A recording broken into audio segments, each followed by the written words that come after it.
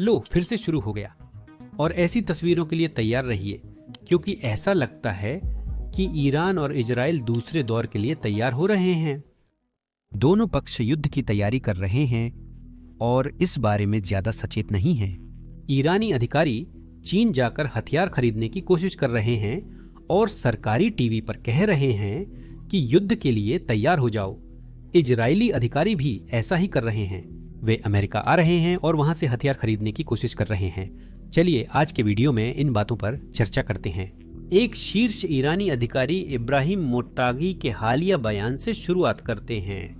ये ईरान में एक वरिष्ठ राजनेता के सलाहकार और तेहरान विश्वविद्यालय में एक शीर्ष प्रशासक हैं।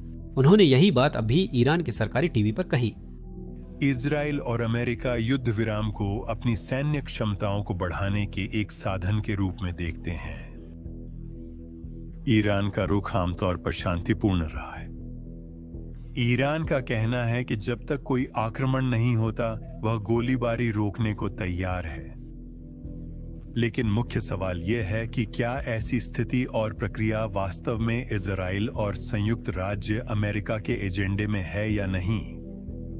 मेरे विचार से मौजूदा सबूतों के अनुसार सब कुछ इशारा करता है कि इजराइल अमेरिका के रणनीतिक, ऑपरेशनल और उपकरण सहयोग से एक सप्ताह के भीतर अपना अभियान पुनः आरंभ करेगा।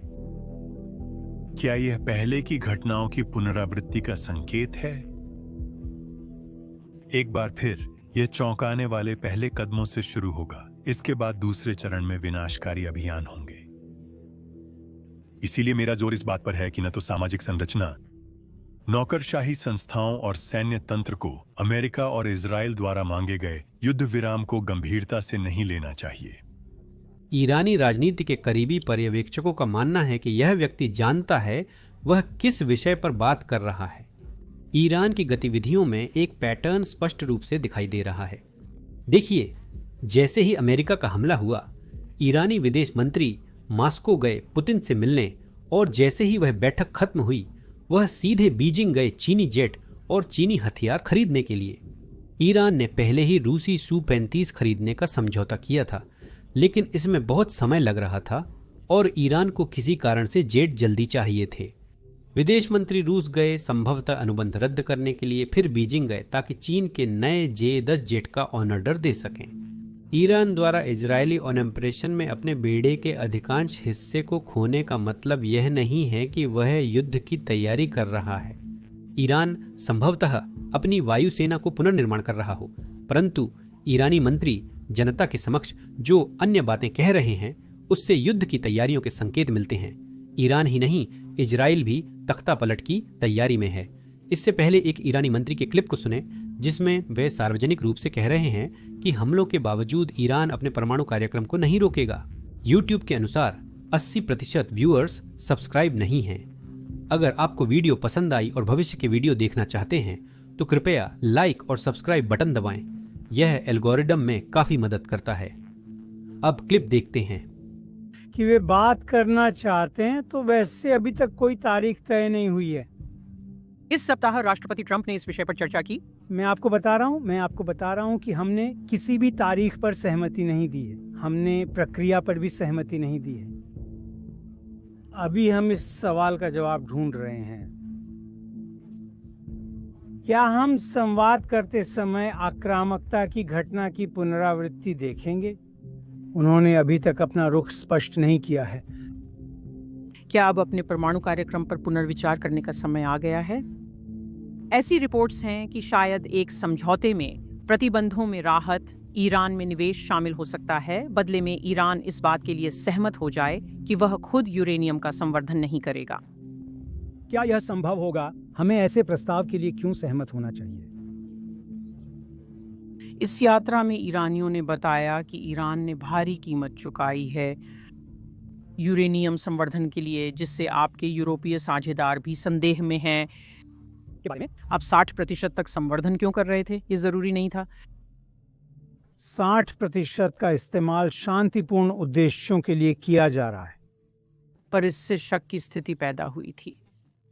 उसके स्तर पर चर्चा हो सकती है। क्षमता पर विमर्श संभव है। ये गलत है कि आपको संवर्धन नहीं करना चाहिए, और अगर आप सहमत नहीं हैं तो आपको बम से उड़ा देंगे। ये जंगल का कानून है। ईरान द्वारा 60% संवर्धित यूरेनियम का शांतिपूर्ण उद्देश्यों के लिए उपयोग किया जाना सिर्फ हास्यास्पद है। और मुझे बताने दीजिए कि क्यों। ईरान का तर्क है कि उन्हें परमाणु सुविधाएं, नागरिक उद्देश्यों और ऊर्जा के लिए यूरेनियम संवर्धन हेतु चाहिए। नागरिक उपयोग के लिए परमाणु रिएक्टरों में यूरेनियम को सिर्फ 3 से 4% तक संवर्धित करने की आवश्यकता होती है। यह शांतिपूर्ण उद्देश्य के लिए है। अमेरिका को ईरान के नागरिक परमाणु रिएक्टर से कोई समस्या नहीं थी। अमेरिका का कहना था कि भारत यूरेनियम अन्य देशों जैसे चीन से खरीद सकता है, जो उसका सहयोगी है। इसमें कोई नई बात नहीं है। कई देश दूसरे देशों से यूरेनियम खरीदते हैं।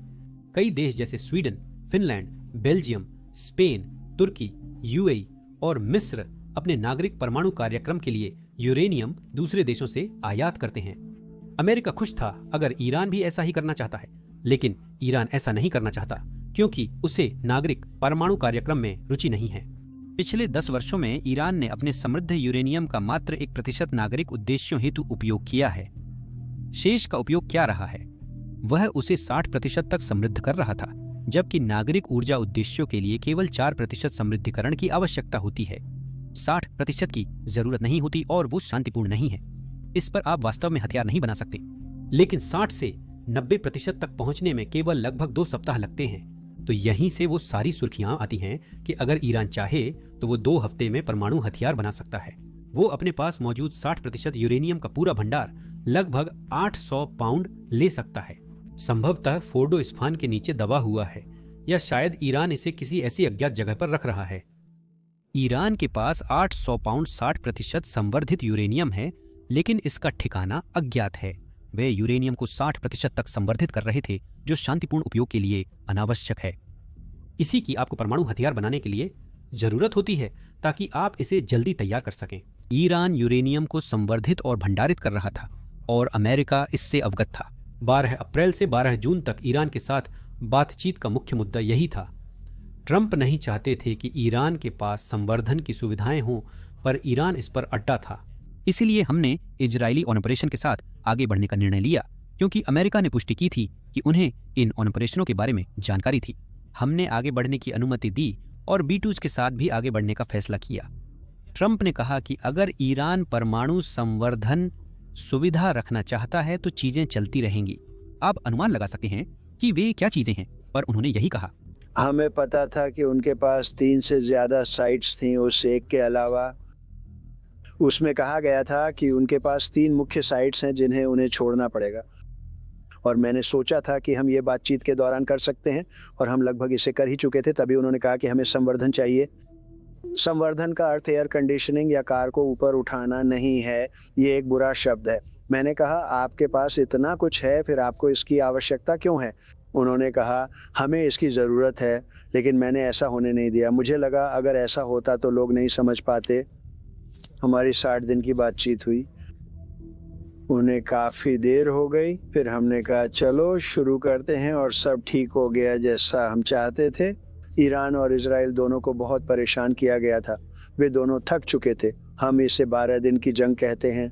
वो एक बहुत ही तीव्र युद्ध था, लेकिन जो चीज़ मैं करना चाहता था, मैंने आपके शो में भी कहा है, अगर आप 25-30 साल पीछे देखें तो किसी को आप पसंद नहीं थे। हम काफ़ी समय से आपका शो कर रहे हैं, लेकिन अगर आप शुरुआती इंटरव्यू देखें तो मैं कहता था कि ईरान के पास परमाणु हथियार नहीं होना चाहिए।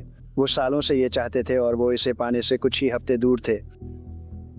पायलट उन सुंदर विमानों के साथ वहां पहुंचे और दुनिया की सबसे उन्नत बमों के साथ। सोचिए, वो ग्रेनाइट में 30 मंजिल गहराई तक जा सकते हैं। कौन सोच सकता है कि ये मुमकिन भी है?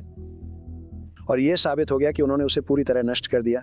हमें फेक न्यूज़ का सामना करना पड़ा, जहां केबल न्यूज़ नेटवर्क और न्यूयॉर्क टाइम्स जैसे अखबार कह रहे थे कि शायद ये उतना सफल नहीं हुआ जितना ट्रंप ने कहा, लेकिन वो पूरी तरह नष्ट हुआ था।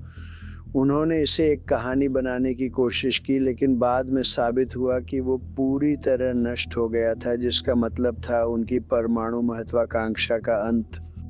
हमारे पास फोर्डो परमाणु सुविधा से अतिरिक्त सैटेलाइट इमेज हैं जो वहां की तीव्र गतिविधियां दर्शाते हैं। ईरान अंदर जाने की तैयारी कर रहा है और वो मुख्य प्रवेश द्वार से नहीं जा रहा है। वे उसी वेंटिलेशन शाफ्ट से अंदर घुसने का प्रयास कर रहे हैं जिसका उपयोग B2 ने परमाणु सुविधा पर हमला करने के लिए किया था। तुलना के लिए मैं पहले ये तस्वीर दिखाना चाहता हूँ जो एक खुदाई मशीन या बुलडोजर है। मुझे फर्क नहीं पता, लेकिन उसकी तुलना उस छेद से करें। वह निश्चित रूप से एक बहुत बड़ा छेद था, लेकिन चलिए शुरुआत से शुरू करते हैं। यह पूरी चीज का व्यापक दृश्य है। ईरान द्वारा पहले रेत से भरी गई 2 सुरंगें ताकि कोई अंदर न जा सके अभी भी बंद हैं। ऐसा नहीं लगता कि ईरान बातचीत के लिए तैयार है या समझौता करना चाहता है। मेरा अनुमान है कि वे पहले नुकसान का विश्लेषण करने के बाद प्रभाव बिंदु से गुजरेंगे। युद्ध क्षति का आकलन करने से पहले वे शायद कैमरा का इस्तेमाल करेंगे। सैटेलाइट इमेज में जूम करने पर हम देख सकते हैं कि बुलडोजर एक स्टेजिंग एरिया तैयार कर रहे हैं। इमेज में एक क्रेन और एक कार भी दिख रही है जो बहुत छोटी लग रही हैं। अब यदि आप मूल सैटेलाइट छवि याद करें, वहां 2 सेट वेंटिलेशन होल्स थे और ईरान इस वाले का इस्तेमाल कर रहा है क्योंकि यह अधिक स्थिर है। यह रेत पर नहीं बल्कि चट्टानों पर बना है, जिससे यहाँ स्टेजिंग एरिया बनाना सुगम है। फिर वे कैमरा भेजेंगे जिसे उम्मीद है कि सैटेलाइट पकड़ लेगा। इसके अलावा हम और ट्रक भी देख सकते हैं। डंप ट्रक मलबा बाहर ले जा रहे हैं। मैं आपको सैटेलाइट इमेज का पूरा विश्लेषण दिखा रहा हूं क्योंकि ट्विटर और यूट्यूब पर कई समाचार संस्थान दावा कर रहे हैं कि ईरान पहले से ही फोर्डो सुविधा का पुनर्निर्माण कर रहा है। अगर आप इसे पिछले रिपोर्ट्स के साथ जोड़ें तो हमने देखा है कि हमने वास्तव में उस सुविधा को कोई खास नुकसान नहीं पहुंचाया। ऐसा लगता है कि B2 हमले असफल रहे। सैटेलाइट इमेज के अध्ययन से पता चलता है कि ईरान के परमाणु कार्यक्रम में असफलताएं नहीं थीं, क्योंकि वह सुरंग के रास्ते नहीं जा रहा है। भविष्य में वे ऐसा कर सकते हैं। ईरान स्वीकार करता है कि नुकसान गंभीर है, इसीलिए वे पहले एक कैमरा भेज रहे हैं ताकि देख सकें कि अंदर जाना संभव है या नहीं। अगर ऐसा है तो रास्ता क्या है, और फिर वे अंदर जाएंगे। उम्मीद है कि भविष्य की सैटेलाइट इमेजेस में और ज्यादा दिखेगा। मैक्सार एक प्राइवेट कंपनी है जो इमेजेस बेचती है। मेरा अनुमान है कि सरकारों के पास शायद इससे बेहतर सैटेलाइट्स हैं जो इस जगह पर ज्यादा जूम या फोकस कर सकते हैं। उम्मीद है कि फोर्डो सुविधा के पास हमसे बेहतर खुफिया जानकारी है और वे शायद हर घंटे जानते हैं कि ईरान क्या कर रहा है। सैटेलाइट ईरानी फोर्डो सुविधा को लगभग हर समय ट्रैक कर सकते हैं। मुझे पूरी जानकारी नहीं है क्योंकि सैटेलाइट्स को भी धरती की परिक्रमा करनी होती है, तो शायद सरकारों को भी।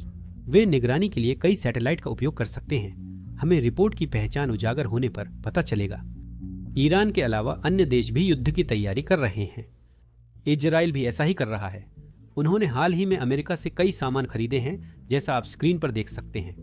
ट्रंप प्रशासन ने कांग्रेस को सूचित किया है कि वह इजराइल को $500 मिलियन के हवाई बम बेचने की योजना बना रहा है, जिसमें 2000 पाउंड के BLU 109 बम भी शामिल हैं। इसके अलावा 500 पाउंड के MK-82 बम भी शामिल हैं। प्रधानमंत्री नेतन्याहू के सोमवार को अमेरिका जाकर राष्ट्रपति ट्रंप से मिलने की संभावना है। यह किसी भी चीज के बारे में हो सकता है। अगर आप लोगों को याद हो, जब ईरान के साथ 12 अप्रैल को बातचीत शुरू हुई, हमारे पास डिएगो गार्सिया में 6-7 BQ तैनात थे। उसी समय प्रधानमंत्री नेतन्याहू अमेरिका आए और राष्ट्रपति ट्रंप से मिले। सभी को उम्मीद थी कि ट्रंप बैठक के बाद हमलों को मंजूरी देंगे, लेकिन ऐसा नहीं हुआ। असल में उसी बैठक के तुरंत बाद हमारी बातचीत शुरू हो गई थी। केवल इसलिए कि वह अमेरिका आ रहे हैं, इसका मतलब यह नहीं है कि अमेरिका ईरान पर हमले को मंजूरी देगा। ये कुछ और भी हो सकता है। ये गाजा से संबंधित भी हो सकता है। राष्ट्रपति ट्रंप युद्ध विराम का दबाव बना रहे हैं और हालात तनावपूर्ण हैं। जनरल कीन ने उस युद्ध विराम पर अधिक जानकारी प्रदान की है। अस्थायी युद्ध विराम की अवधि संभवतः 60 दिन होगी। इसी के संदर्भ में हम युद्ध विराम की बात कर रहे हैं। लगभग आधे जीवित बंधकों में से 20 में से 10 या 12 को रिहा किया जाएगा और जाहिर है कि कुछ मृतकों को भी शामिल किया जाएगा और इजराइल के हिरासत केंद्रों से कैदियों की अदला बदली होगी। परंतु दूसरा समझौता जो सार्वजनिक चर्चा से अछूता है, वह युद्ध समाप्ति का समझौता है। इजरायलियों ने इस मुद्दे को पहले कभी गंभीरता से नहीं लिया था। अब वे इस विषय पर चर्चा कर रहे हैं और इसमें प्रगति भी दिख रही है। पहले वाला समझौता सबसे संभावित लगता है, लेकिन यह दूसरा समझौता पहली बार कुछ हद तक आगे बढ़ता दिख रहा है।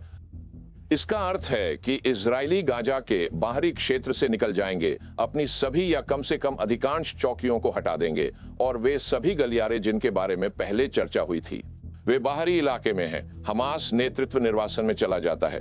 दूसरे शब्दों में वे चले जाते हैं। हमास को निरस्त्र कर दिया जाता है। इसे ट्रैक करना मुश्किल होगा। और फिर चौथी बात यह है कि अरब देशों का एक संघ होगा जो इस संघ को बनाएंगे और वही गाजा में शासक निकाय होंगे। सभी बंधकों को चाहे जीवित या मृत किसी तरह के कैदियों के बदले रिहा किया जाएगा। इस पर चर्चा हो रही है। इसमें निश्चित रूप से कुछ बाधाएं हैं, लेकिन मुझे लगता है कि यह खबर लायक है कि इजरायली इस चर्चा में गंभीर हैं।